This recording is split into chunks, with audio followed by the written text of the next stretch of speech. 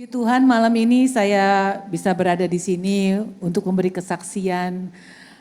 Mudah-mudahan ini menjadi berkat untuk banyak orang dan memuliakan nama Tuhan. Amin.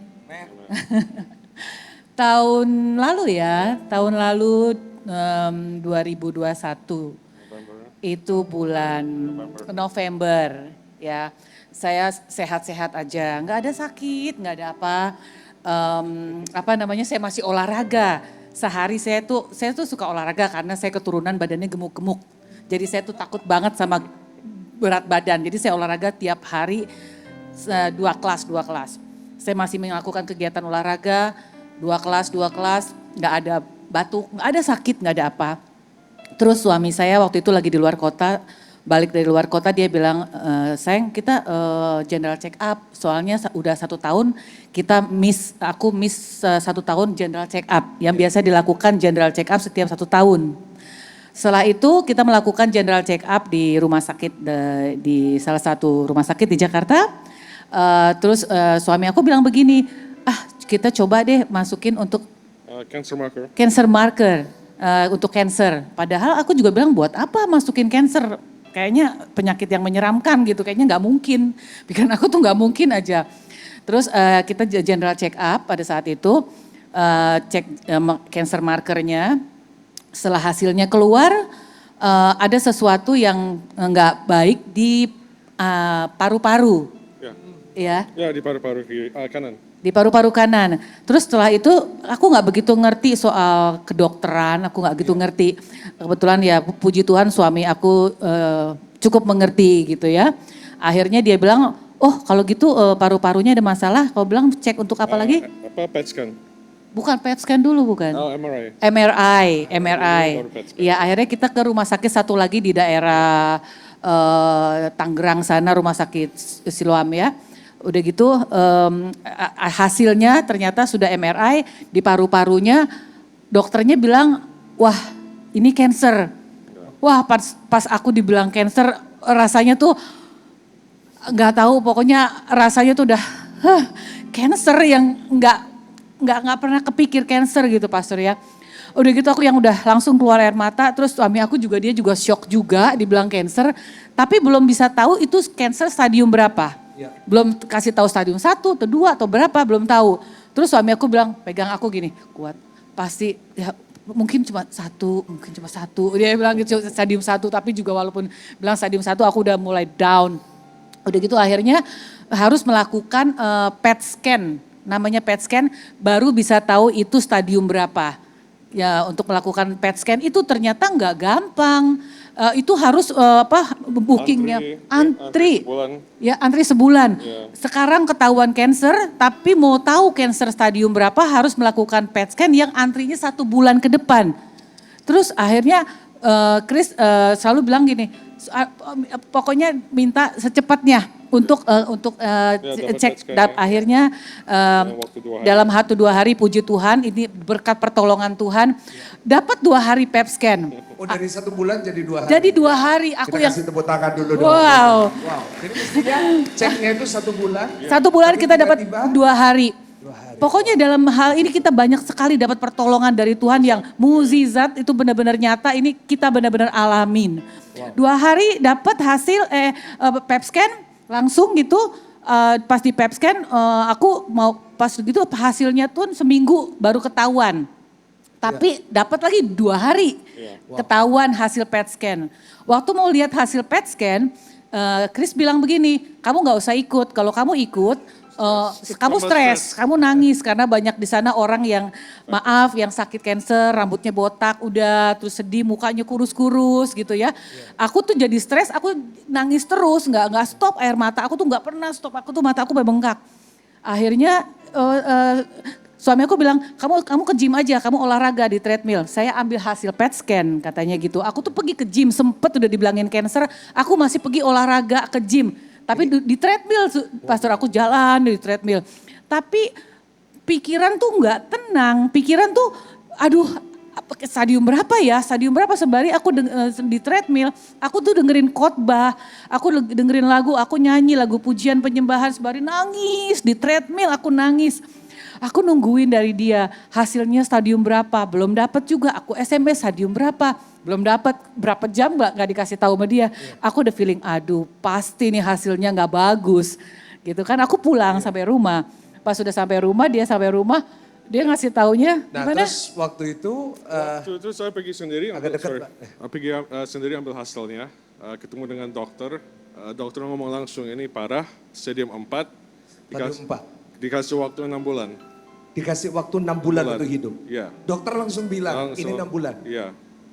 Langsung nangis sendiri di hospital.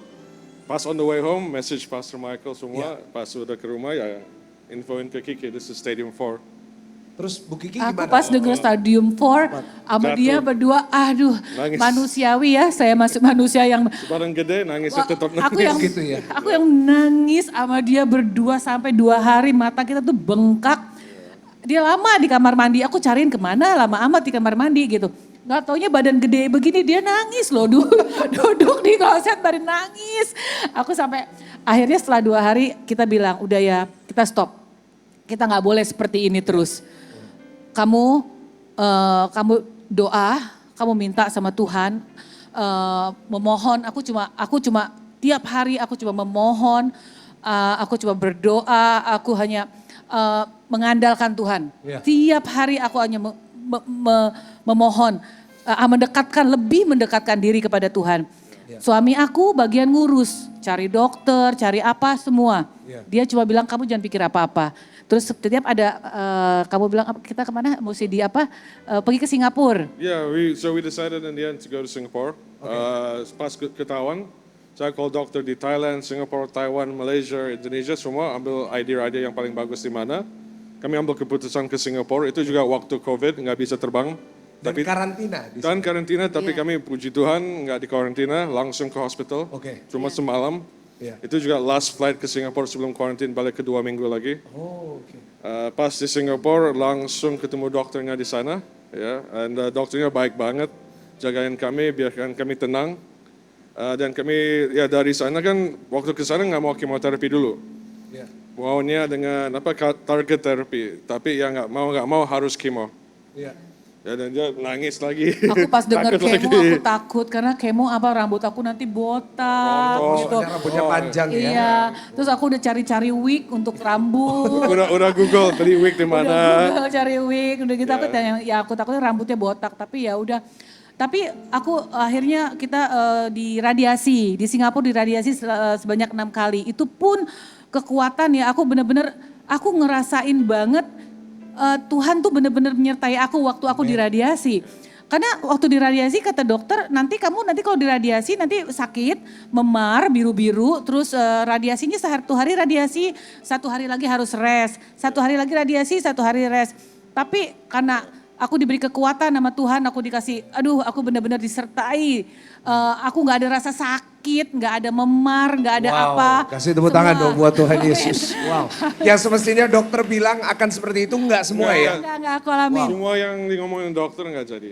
Iya, Apa selain kami bawa pulang banyak obat, Iya. standby kan obat Oh, ini, iya. side effect ini, mungkin ada 1 tas.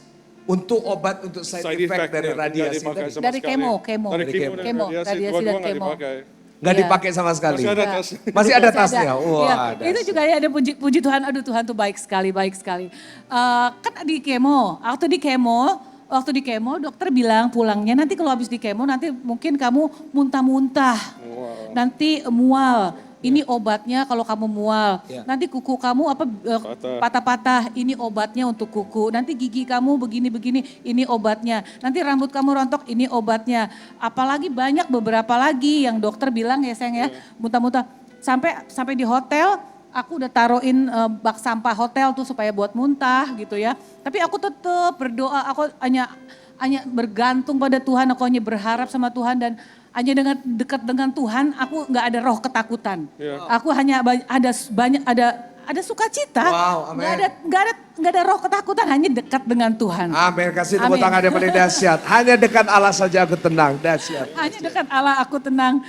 Terus itu juga aku nggak ngalamin muntah, aku nggak ngalamin rambut yang rontok. Semua apa yang orang bilang menderitanya seperti apa, cancer, yang udah aku bayangin sampai suami aku bilang begini, sayang nanti kalau kamu lagi di kemo, kamu harus kuat ya, kamu harus kuat, dia bilang begitu.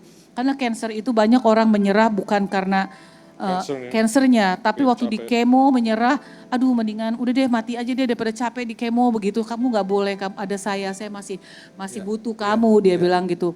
Aku udah bayangan aku tuh sebagai apa di kemo, oh reaksinya yang wah yang luar biasa gitu.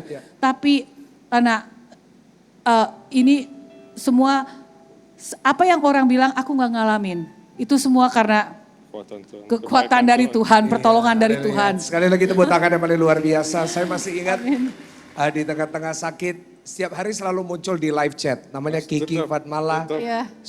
Mr. Chris pakai Chris, suami Kiki Fatmala. Saya masih ingat ya. Jadi nama lengkapnya Chris, suami Kiki Fatmala ya. Di KTP juga sama ya. Wow, luar biasa ya. Jadi dekat sama Tuhan. Lalu gimana? Iya, abis itu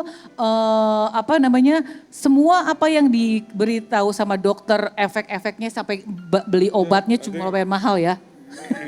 Nggak dipakai sama sekali obatnya. Iya, tapi puji Tuhan udah disediakan. For us, this journey dengan kemoterapi, lancar. Enggak ada yang, paling dia drop darah, harus infus sekali darah.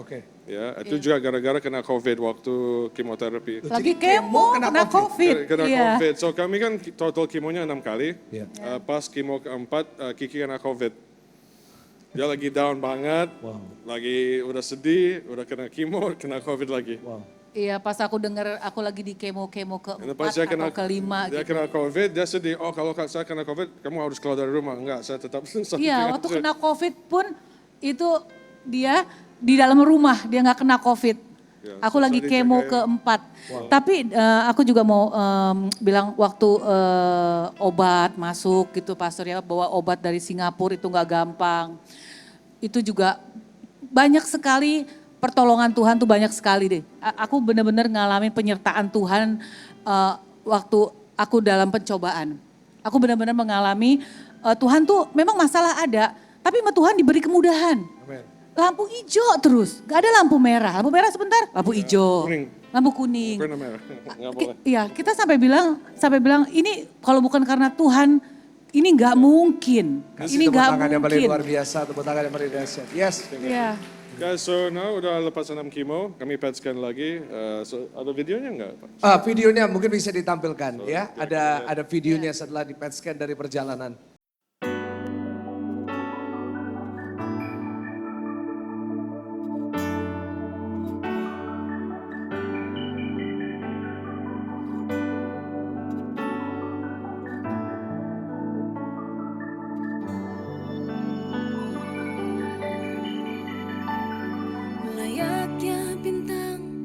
Selalu bersinar, tak pernah lelah, tak pernah padam. Percayalah, janjinya selalu nyata. Layaknya samudra takkan terkira, begitu indah, begitu dalam. Percayalah, kasih-Nya begitu besar. Meski badai di depan mata, aku takkan menyerah. Karena Engkau-lah satu yang selalu ada. Yesus, padamu ku berserah. Yesus, Tuhan.